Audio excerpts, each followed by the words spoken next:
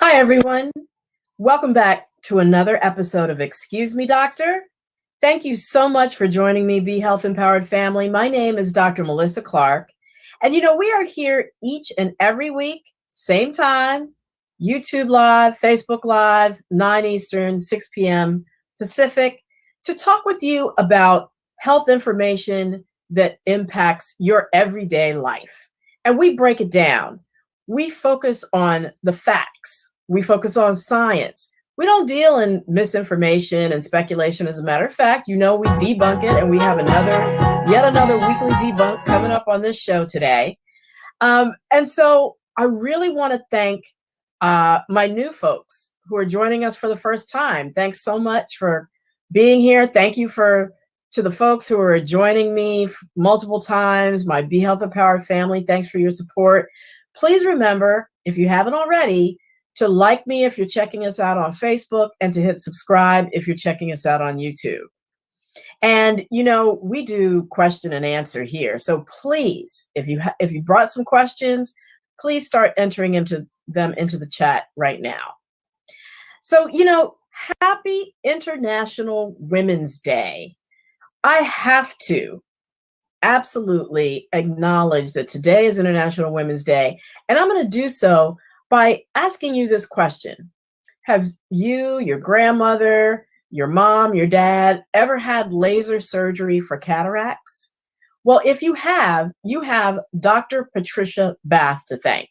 I am highlighting her today because she was an ophthalmologist. She just passed away 2 years ago. So as an eye specialist, she was the first African-American woman to get a medical patent for the machine that uses lasers to painlessly remove cataracts. And, cataracts are a leading cause of blindness in the United States and throughout the world. So this was like a major, major accomplishment. She's from Harlem. She went to Howard University College of Medicine. She taught at King Drew Medical Center in LA. So she's touched a lot of people's lives. She was a pioneer, and I truly, truly salute her today on International Women's Day. So I am going to go into our weekly recap. And to do so, I'm welcoming my wonderful producers, Miss Lila Mays, straight out of LA. I want to say straight out of Compton, but no, straight out of LA. And hello, Mr. Wayne Bruce, straight out of the East Coast, Silver Spring, Maryland. Thank you all for being here. And let us hit that weekly recap. Let's get into it. So, numbers, as we usually do. Let's start with those, Dr. Mill. I know they've fallen a bit, but are they still dropping? What's going on with the numbers? So we're at 27.7 million cases in the United States. I mean, just mind-boggling to wrap your mind around. Yeah, you're right. They are dropping, but they've stopped at about 60,000 cases per day, which is still above where we were last summer in terms of the peak. So, and then they've plateaued. And historically, when they plateau, that means that we're probably going to take off again once they stop, falling. So, it's just really concerning. Yeah. It's not a time to give up. It isn't, but we just had NBA All-Star Weekend, and folks out here living their whole best life. So do we think that's going to have an impact? I mean, not funny, haha, but Yeah, well, I mean, we saw the pictures of the parties in Atlanta, and those people are going to get on planes and go back from whence they came, and probably be spreading coronavirus as they go, unfortunately. So we're hoping we don't see. Yeah, we're hoping we don't see a spike in the next few weeks. Okay, so those are the numbers, and then have the numbers decreased? Are they continuing to increase in terms of COVID deaths?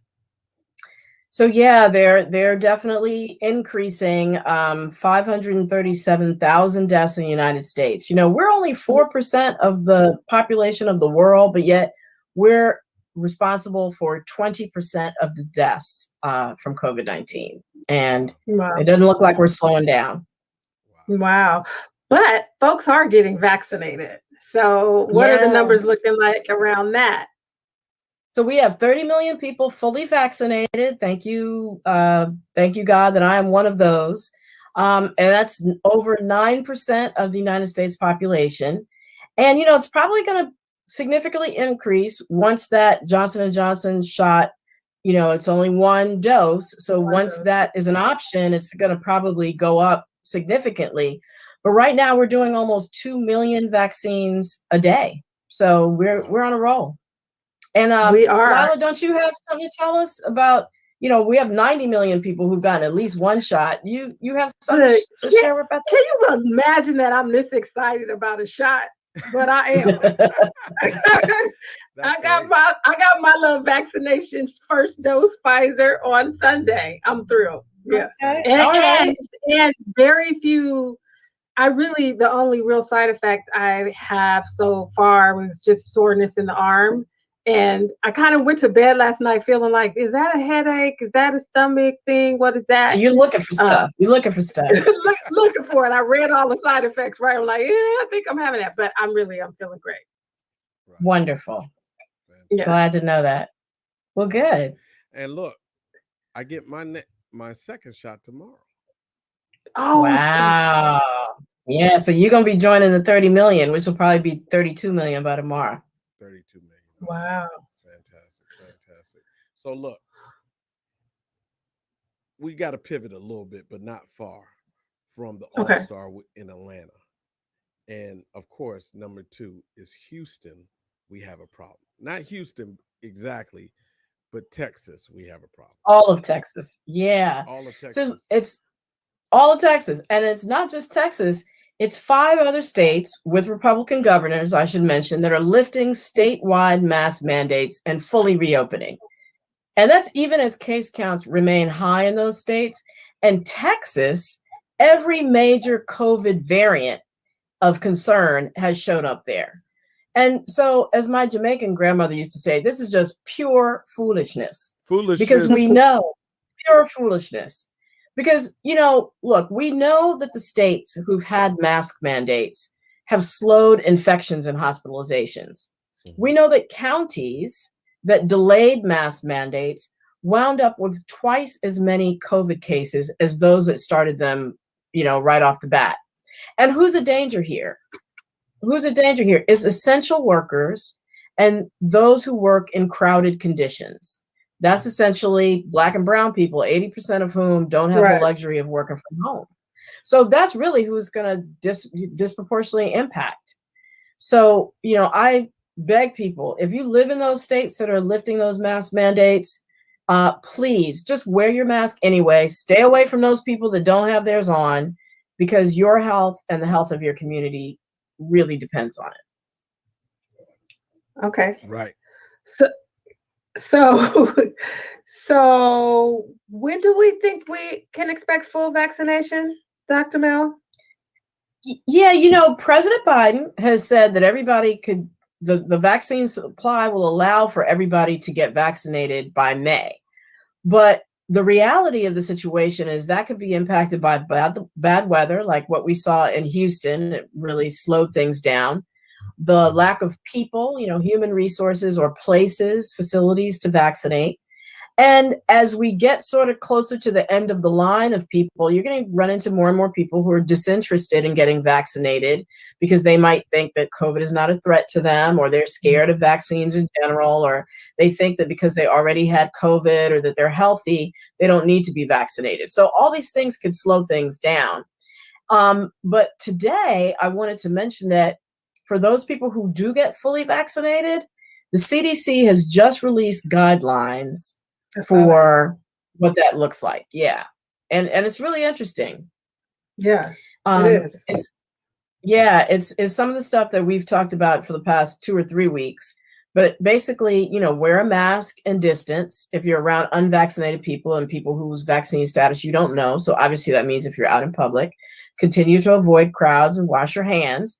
But you can visit and hang out with other people who are vaccinated.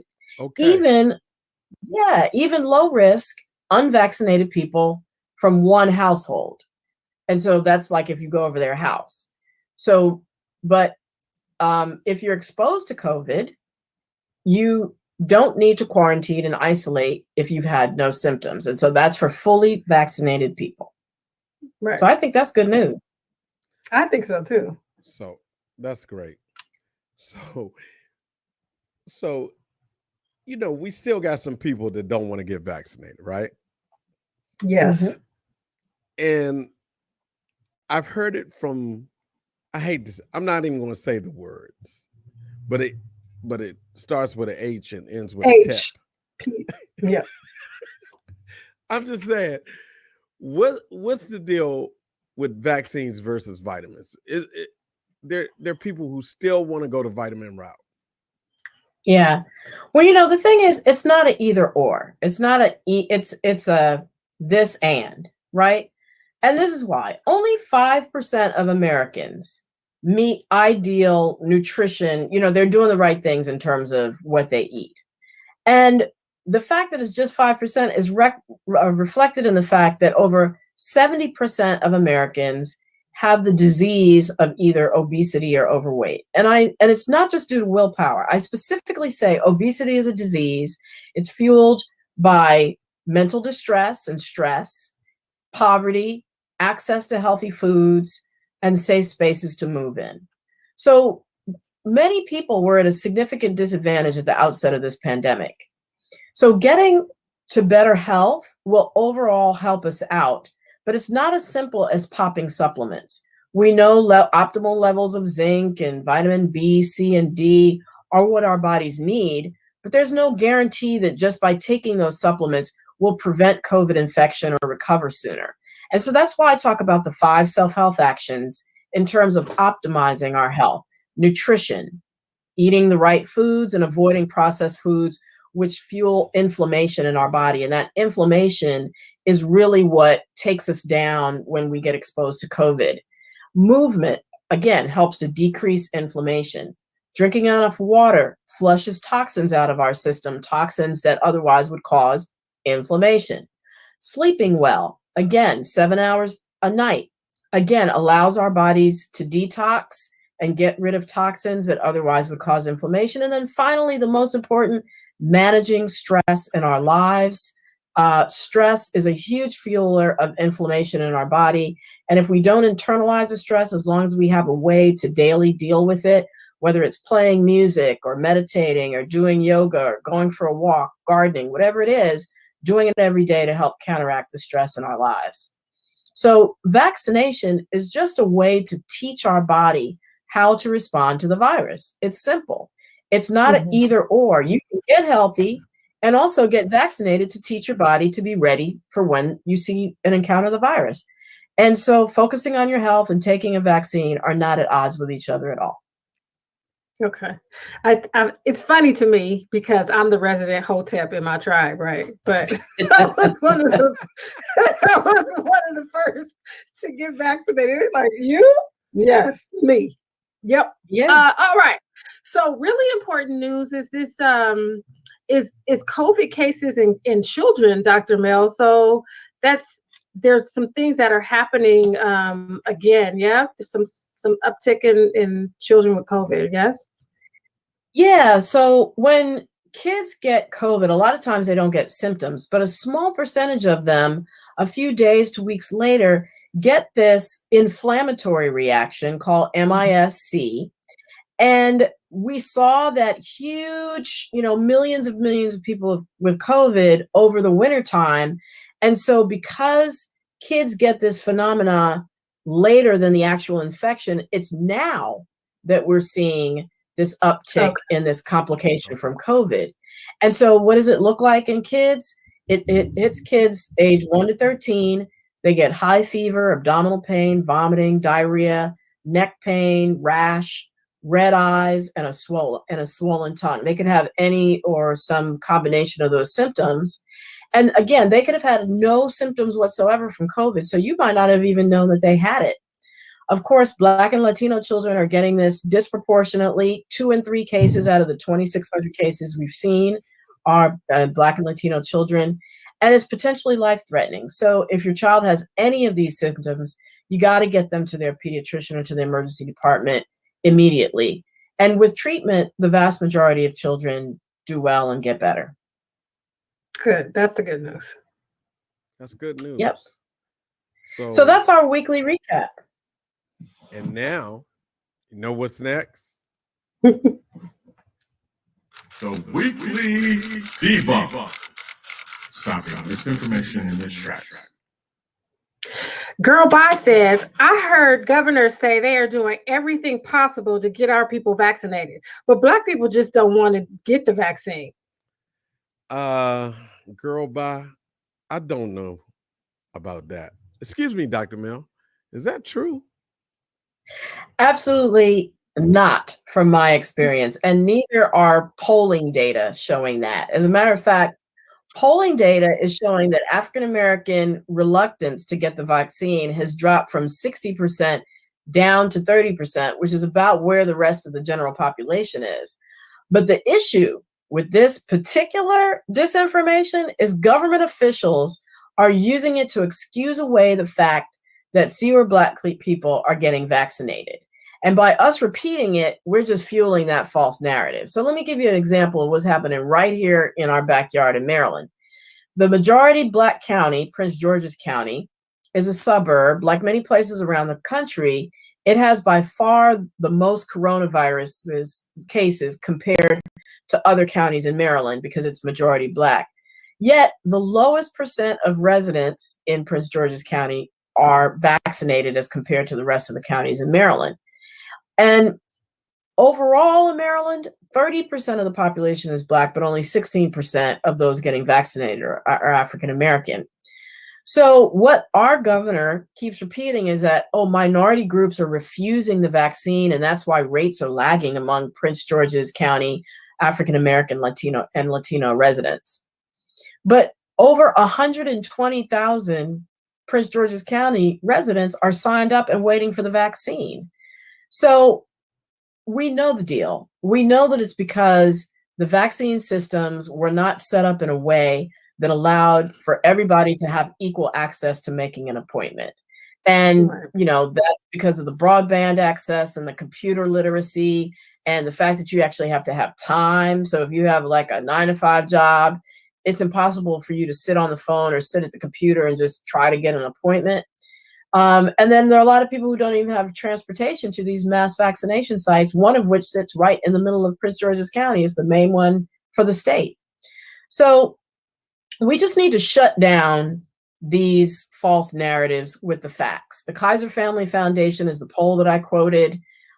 We are no more reluctant than other groups. And the longer we go unvaccinated, the more chance we'll get infected, or some of us reinfected with COVID. And when that happens, we die more frequently than whites. So we got to stop with the lies and the alternative facts.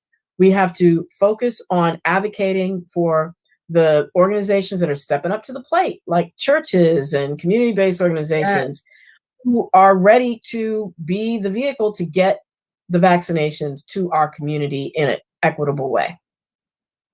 All right. So that's the deal. All right. So we are going to transition from the debunk. I want to remind everybody to write their questions in the chat because we are about to focus on the main topic for our show tonight, which is emotional health and COVID-19.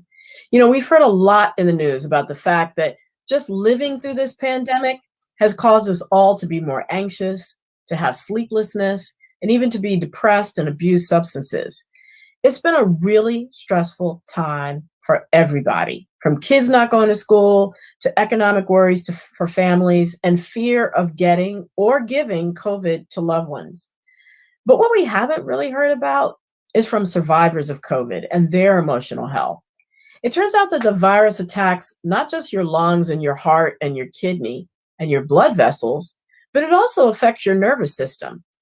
Coupled with low oxygen to the brain and very sick people who get very sick with COVID, or the drugs that they might be getting in high doses to stay alive if they're in the ICU, or just the isolation that people experience for those 10 to 14 days that they quarantine when they're sick.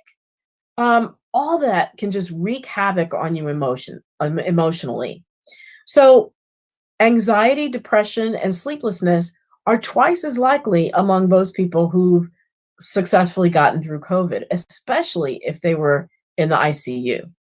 So tonight we have two recent survivors from COVID-19. They, like millions of Americans, contracted COVID-19 just this past winter. And we are blessed and fortunate that they're going to share their stories with us tonight, not just the physical aspects of the disease, but also the emotional ones. So I'd like to welcome first Mr. Marqueal Jordan. He is a recording artist, saxophonist, and vocalist extraordinaire. He's played with any and everyone in R&B and contemporary jazz and all over the world, including being Brian Culbertson's band's frontman for like 10 years. And he now has a skyrocketing solo career with 2 CDs under his belt and the third one on the way. Thanks so much for joining us, Marqueal. Thanks, Dr. Mel. It's good to see you. You look great and glad to be here to talk today. Absolutely. Thank you. And our next guest is Mr. Rick Martin. He is the first African-American Director of Communications and Community Relations for the Douglas County Board of Commissioners, which is in Douglas County, Georgia. And as such, he has been the key person in managing the messaging about COVID to his community down there.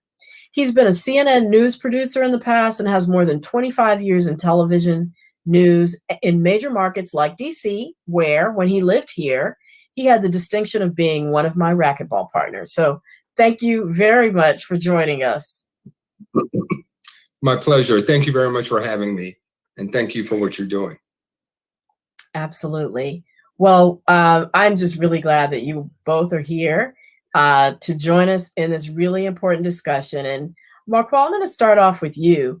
You know, for musicians, this pandemic has just really been a double blow. I mean, concern about COVID and lack of gigs due to the danger of, spread from crowds. How have you been navigating this as an artist? I think when everything happened last year, ironically enough, it was around this time last year that I had my last tour date, so to speak, before COVID hit. It was March 6th, and I think I was in Richmond, Virginia. So I think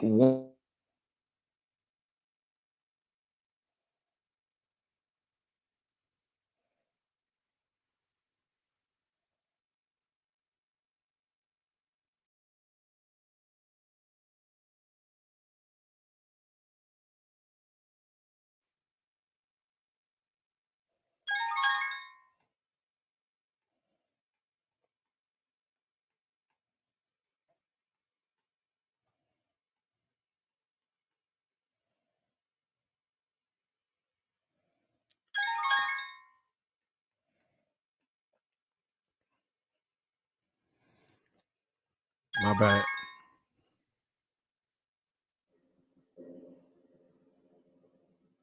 All right. Yeah. Marqueal, I'm sorry. Can you repeat your answer to that last question? Oh, that's cool. No problem. I'll just try to make it shorter now. So now the first thing that happened once the pandemic hit was just a sense of panic through the entire industry, because no one really knew what was going to happen. No one knew how we were going to be affected long term. And then how do you deal with the illness? What happens with that? So as time went on and things started to kind of, like Chicago, where I'm based, did pretty well with the first wave of the pandemic. So we opened up a lot sooner than other cities did. And we were open throughout the summer, and we were able to work a little bit. So it calmed my anxiety about at least making a living. And then it also lulled me into a false sense of security too, in a way, because when you're out and you're around other people, and then you go home and you do all of the precautionary things while you're out, and when you come back, take off your clothes, wash your hands, make sure you wear a mask, you social distance as much as you can, you start to think like, okay, well, I think I'm doing all the right stuff. This won't get me.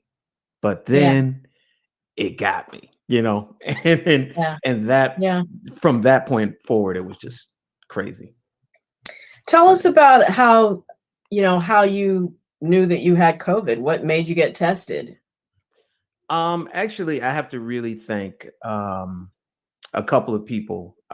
One, they actually were both COVID survivors. And what happened, I did this gig on January 23rd, and it was for a small group of folks. The name of the organization was Global Girls Inc. So I was playing with a Latin band. The band was about 7 or 8 pieces of people in the band, and maybe 20 people in attendance. So it was a small get together, and everything went fine. Everything was cool. But I started noticing that was a Saturday, and then on Tuesday of that following week, I just noticed that I had a headache.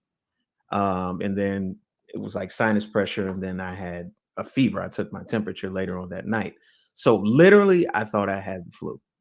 And like for the Mm-hmm. first couple of days, I was just like, this is the flu. I was telling everybody it's the flu, it's no big deal. But then a couple of people that I mentioned, they were like, you think you should get tested for COVID? I think you should get tested for COVID. And Mm-hmm. for me, that's when the first anxiety started, like the real anxiety of, well, I don't really want to go and I don't want to get tested. To be honest with you, that's how I felt because I Yeah. thought that even though I was feeling these symptoms and it could be COVID, I didn't want to go through the emotional, mental stress and freak out about, oh, snap, I have Mhm. COVID. Now I have the scarlet letter on me. So I put it off until like the 4th day of this fever that I had. And I was Yeah. like, oh, this isn't going away. I need to go get tested. And really, the only symptoms I had, thank God, I had a mild case of it. I had a Mm-hmm. fever, sinus pressure, an intense sinus headache, some aches and pains like you would normally associate with the flu, and a little bit of fatigue, but none of the debilitating symptoms that I've heard so much about. Like I literally was able to get in the car, drive to the rapid testing place, walked in, and Mm-hmm. I was super pleasant and everything. And they were like, oh, we'll let you know if you have it. And I got that call back in 10 minutes. I Wow. barely left out of the parking lot. And it was like, yo, son, you got this. So Wow. from that point forward, it was like, okay, what else is going to happen? Like, Yeah. immediately your brain starts to freak out, and then it's like then I Right. started questioning the test, like, well, maybe it's a false positive, maybe it was this, maybe it was that, and it just Right.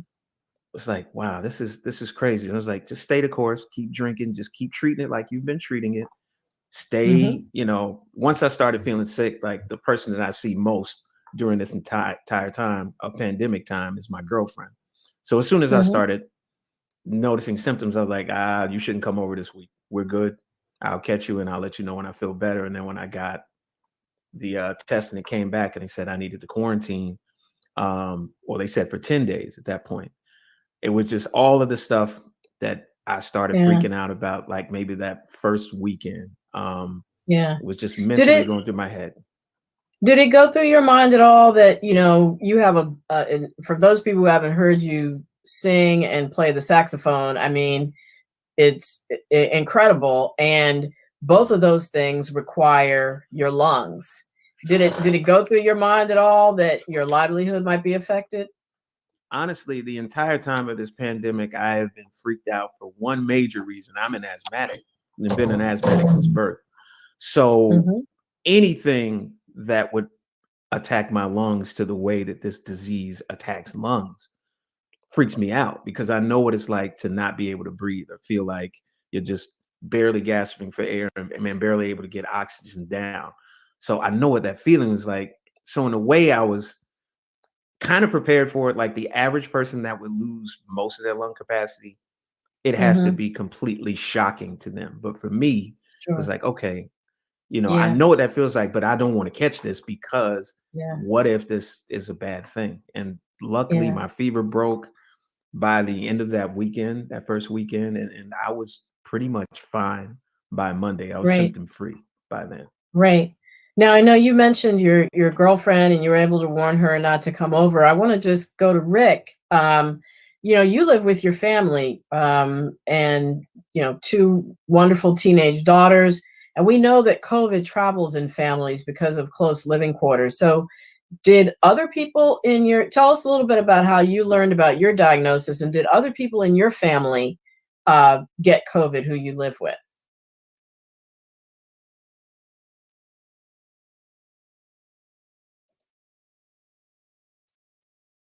Rick, can you hear me? Okay, now I can. Yes. Okay, super. So like you said, I live with my wife and my 2 teen daughters, and you know, my wife had developed symptoms, and as she developed symptoms, um, she felt, and it was wise of her to quarantine immediately, especially in light of my situation, living as an asthmatic, also. And so she isolated, and at the same time, we decided to just go get tests. And as we all went to get tested, she tested positive. One of my daughters tested positive, but I tested negative. And so did my other daughter. So we had 2 positives, 2 negatives. But in light of, me being asthmatic, I decided to, and wife agreed, and we all agreed, just let's all isolate ourselves. And then she had received word that a coworker had tested positive for COVID. So, and that's what led us to get tested. I was fine, had symptoms. Yeah. The next day, I started not feeling too well.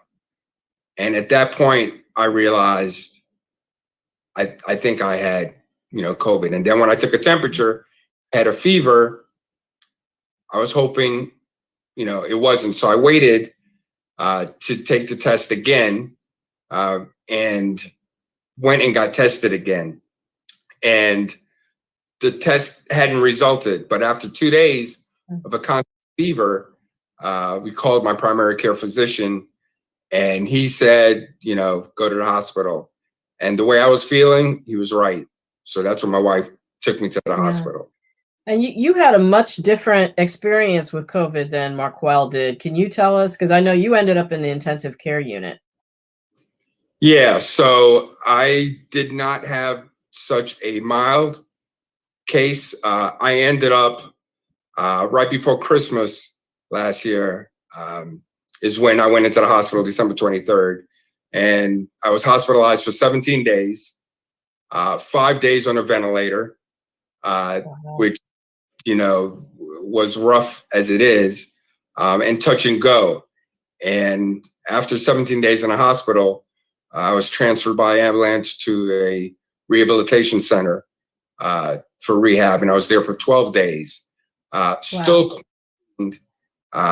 in that manner because of the policy of the rehab center. So for nearly a month, I wasn't able to have any contact with my wife or children. So, you talk about stress, you talk about the emotional challenges, that could, be experienced. I experienced all of that. Yeah. One of my physician colleagues told me that, his patients have told him that they're scared to go home once they've been in the ICU and had really severe COVID because they felt safer in the hospital.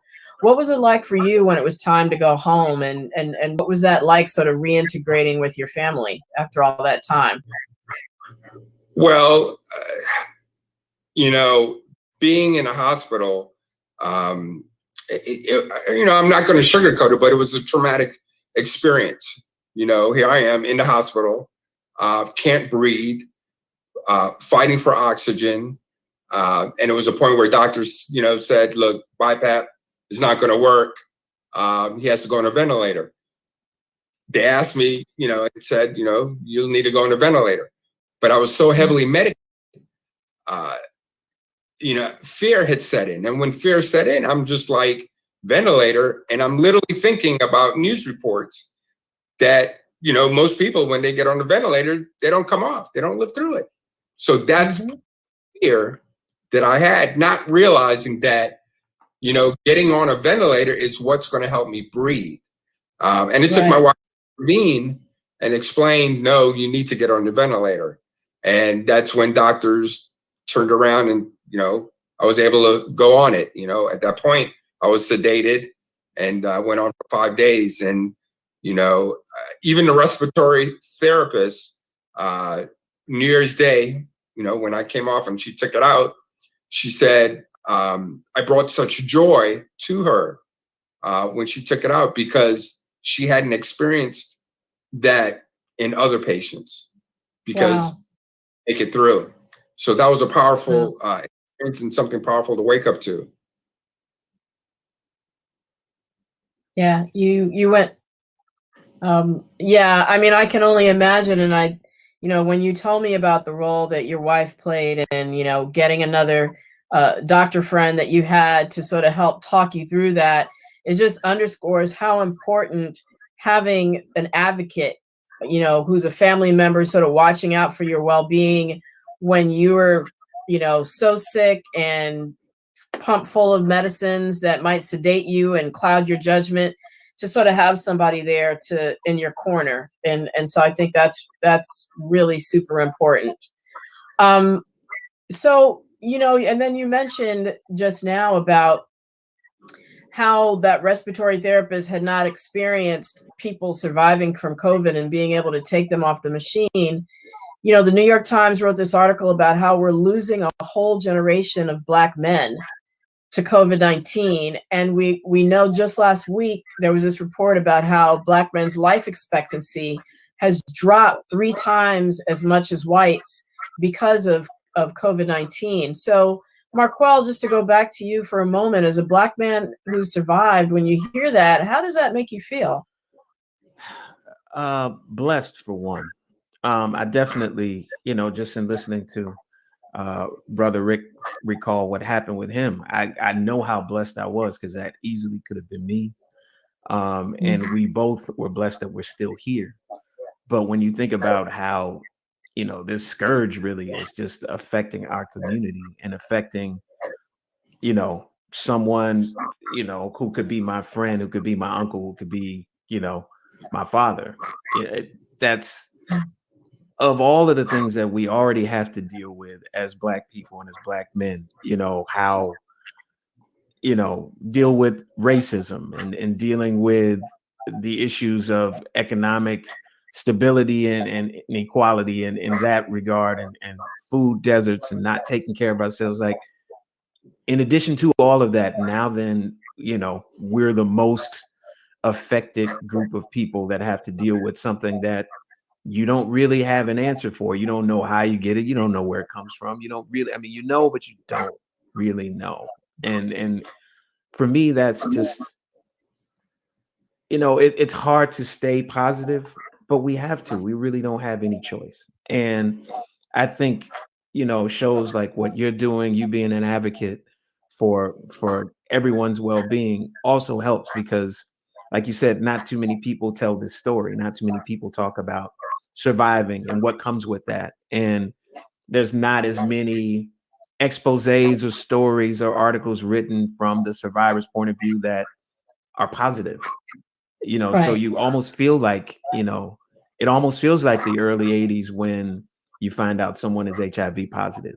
You just think it's immediately a death sentence. You don't think that it's something that you can survive. And it really is something, that you can survive. I don't know how I survived it, but I'm proof that you can survive it, though. So it's right. You just got. Well, I think the odds are in our favor for surviving it, but it's not just a matter of simple survival, right? A lot of people have these long-term side effects. And then you also mentioned something important about, you compared it to HIV. A lot of what went on around HIV was the stigma and, how do you tell people, and do you tell people? What do you tell people? Yeah. And so I think you went through something similar, right? Yeah, because what was so crazy about my experience was I contracted COVID rather at a performance that I had. And like I mentioned earlier, there were 7 people in the band.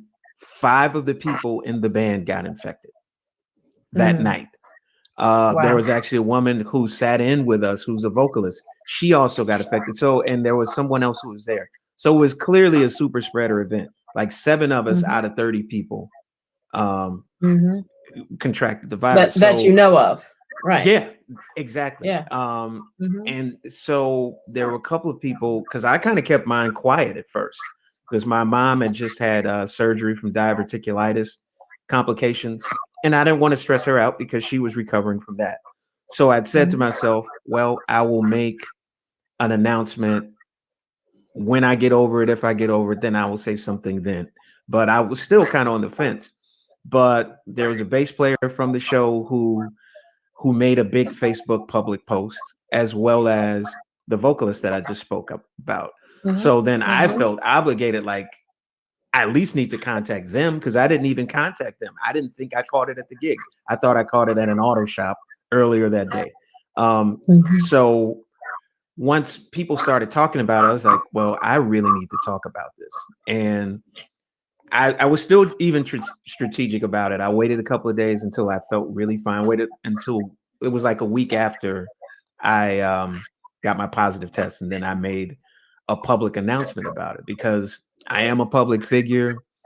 I move around in a lot of spaces where I'm around a lot of people, and you just get lulled into a false sense of security. And I did.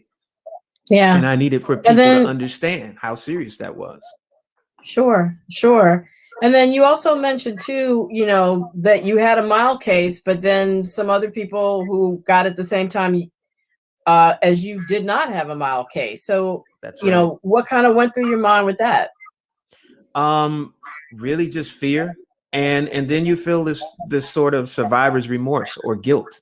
Like, okay, what makes me so special that I had a mild case, but my buddy over here is having serious brain fog and he's lost his taste and he can't even get up and play his instrument. He can't even he doesn't have the strength to do that.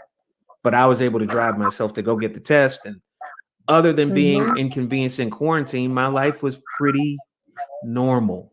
And it just didn't feel right, you know. And there's this great actress and comedian by the name of Erica Watson, who just passed away last Monday from the coronavirus. She was in Jamaica.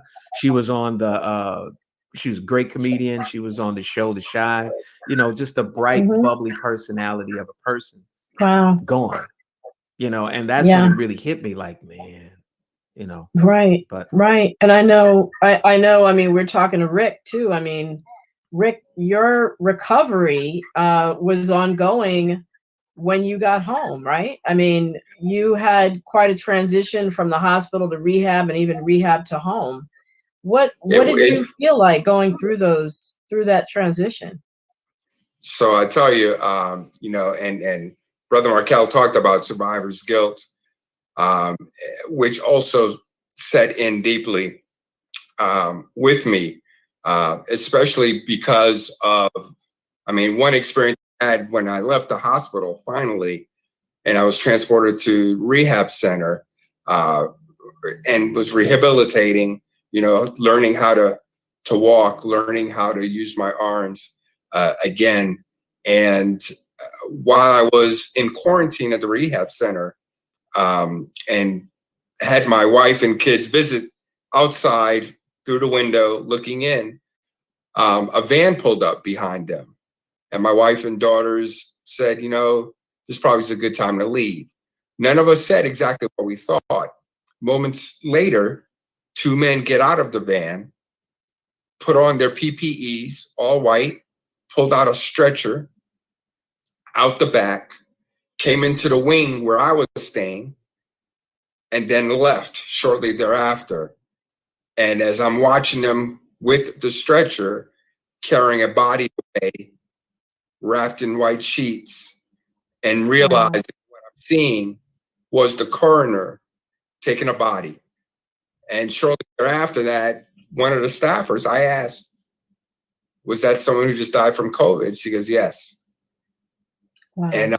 And you know, so, you know, dealing with that and seeing it and experiencing it was a haunting experience. But at the same time, I have to really flip the script.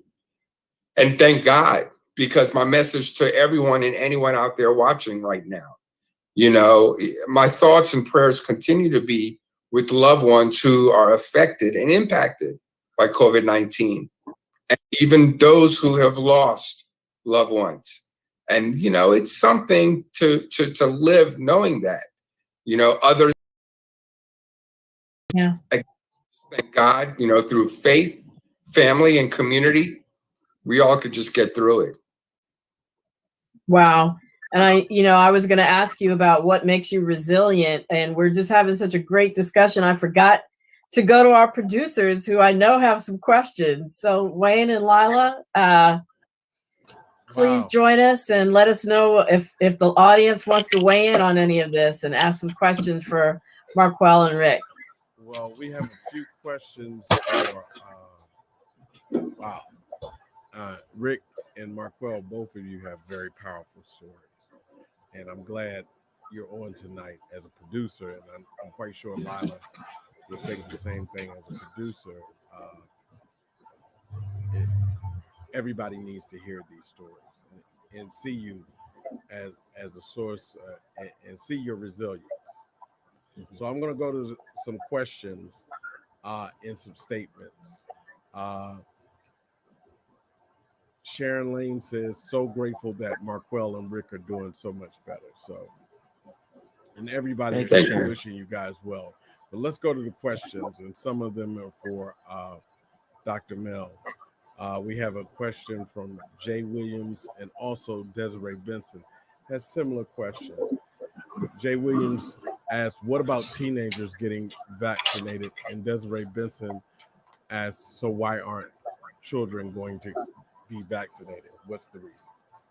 Yeah, the reason is because the Moderna and Pfizer trials, Moderna studied individuals 18 and over, and Moderna 16 and over. And so therefore you can't give the vaccine to a population of people that it hasn't really been studied in, specifically children. And so those trials are being conducted now in teenagers, under 16. And then later they'll start enrolling children. And we should be able to get results for teenagers towards the end of the summer, and for children towards the beginning of next year. And then that way we'll know whether it's safe to go ahead and proceed with vaccination in those age groups. But for right now, 16 and over, it's okay to get the Pfizer vaccine. Lila? But for Marqueal, you mentioned that you had asthma. This question comes from the West Coast. You mentioned that you had asthma. How long have you had it? And if you don't mind answering, do you have any other pre-existing conditions? I've had asthma since birth. So I've dealt with it all my life. I've been on, I even took and I don't know, Doc, if you remember this medicine, but I had to take Marax syrup, like cough syrup medicine whenever I had an asthma attack when I was a kid.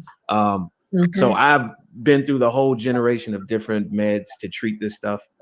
My only other pre-existing condition is something that I developed later in life, which is hypertension. So I work out fairly regularly, but I just need to eat better. I think I can deal with that one a little bit better. So okay, I think we probably all can. Yeah. Right. We have a question from the Mini Mays family. Angela Mays asks, I've received my first dose. Thanks for your help, Dr. Mel. I'm wondering how I should navigate my household when I'm the only one with the vaccine and others are not. Yeah, good question. Well, you need to, I assume if you're living as a household member, you all have basically been in your bubble. So just continue to do what you've been doing in your household. When you leave the house, as I said before, continue to mask, continue to distance.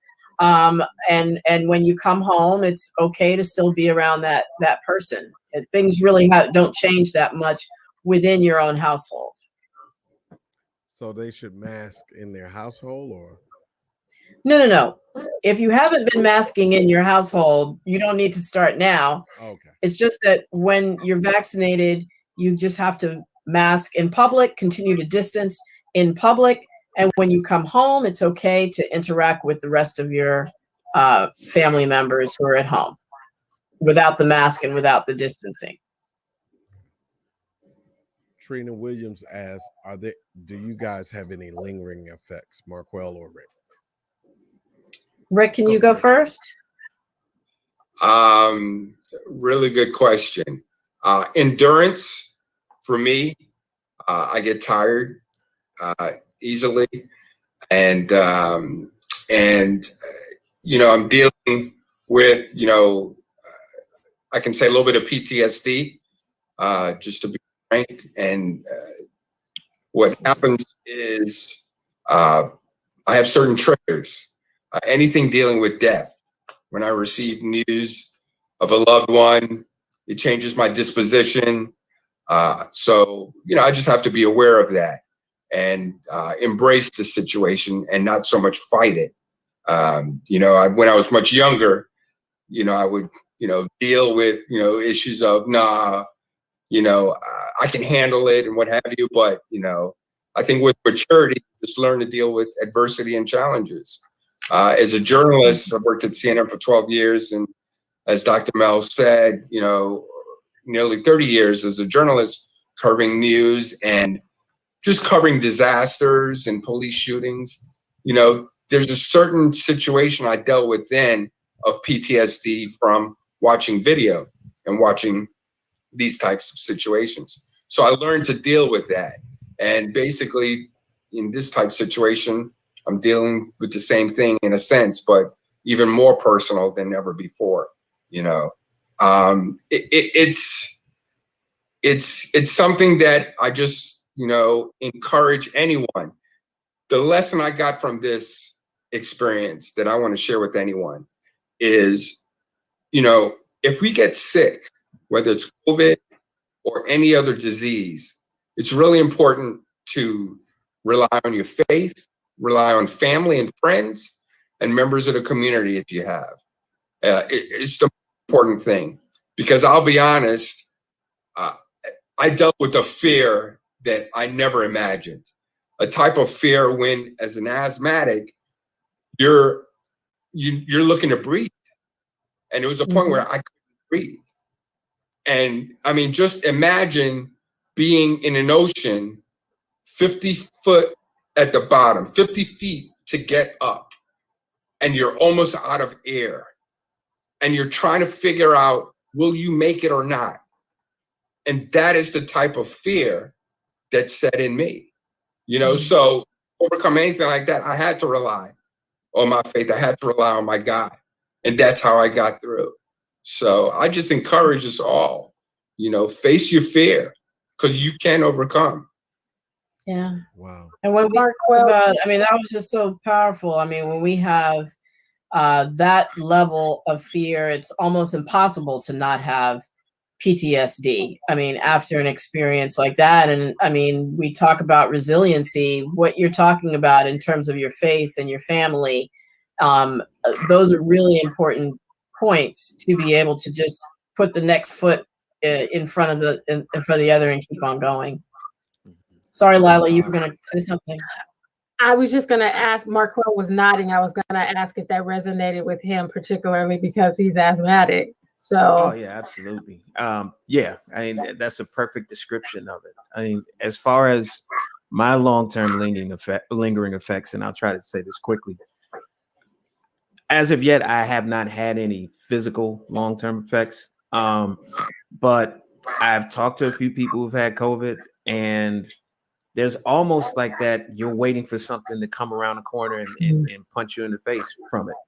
Even though I had a mild case, it's like, okay, am I going to develop some other symptoms later on? Like, how is this going to affect me? So most of my long-term effect or challenges that I've had since I've had it, they've all been mentally emotional, really.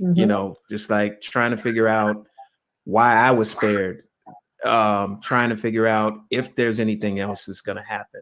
And literally, the world is starting to slowly but surely and quickly, in some cases, open back up. So what am I going to feel about going to the next festival and performing? I need to continue to do that, but be around that first group of people. What is that going to feel like? Will I be comfortable? Will I have anxiety? Will I, can I perform and not even think about any of that stuff and be back to normal? It is really, really, it does take a lot of faith. It does take a lot of mental fortitude and talk to somebody if you're feeling stressed out. If you don't keep all of that stress on you, you know, therapy and counseling is a beautiful thing. It is an amazing I was thing. just going to ask that. I was just going to ask, what do you all have to say? And just quickly, I know as Black men, men in general, you're taught to sort of hold your feelings in and suck it up and don't cry. And, you know, sometimes counseling, there's stigma about going to counseling. What would you say? What would you say to that in terms of, you know, getting mental health counseling and getting therapy? It's important.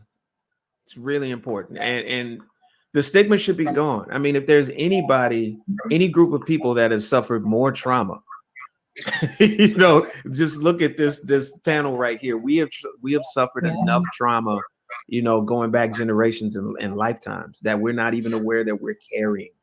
And that doesn't even count the things that have happened to us currently or that continue to happen to us. So I'm all for it. I've been to counseling several times in my lifetime, and I'm considering going back now, you know, just to deal with this a little bit better. Yeah. Oh, absolutely, Dr. Mel. I support, endorse, and actually encourage.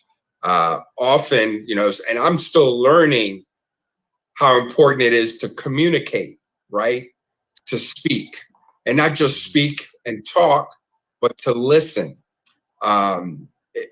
My experience is not only my experience of being in a hospital and battling COVID. I'm learning now how challenging and difficult my family had to deal with this. You know, I think about often my wife, who nearly lost me, and how she must have felt. And it's a wonderful thing to just communicate and talk about it, and it's important to address. You know, and I'm learning really how to maneuver through all of this. You know, I deal with, you know, for years I dealt with covering crises or help manage crises as a communications director, in a sense, you know, dealing with, you know, accidents and fatalities, and now I have a situation myself. It's tough, you know, and you really have to respect others who may not deal with this type of trauma. I learned a great deal that the trauma is not only affected by me, but it affects, you know, my family members as well. And I have to really take that into consideration.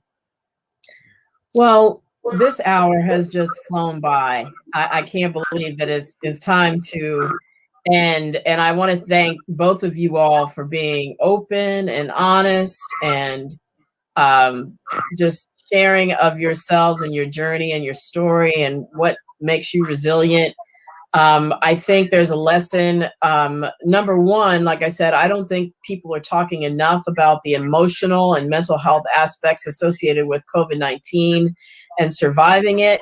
And, you know, there's so much focus just, you know, on people that die, like don't get COVID, you know, because it's fatal, which is true. But then there's so much more. And you brought up the whole aspect and the strain on families, Rick. You know, and I also, too, want to underscore what both of you said, that if you have emotional effects after COVID, whether they be survivor's guilt, whether it be anxiety or depression or PTSD, whatever it is, there is help in terms of mental health counseling and therapy that will be wonderfully helpful in terms of moving forward and being able to live successfully after surviving COVID, whether you have a mild case or whether you were in the ICU. So I want to just, again, thank my guest, thank my co-producers.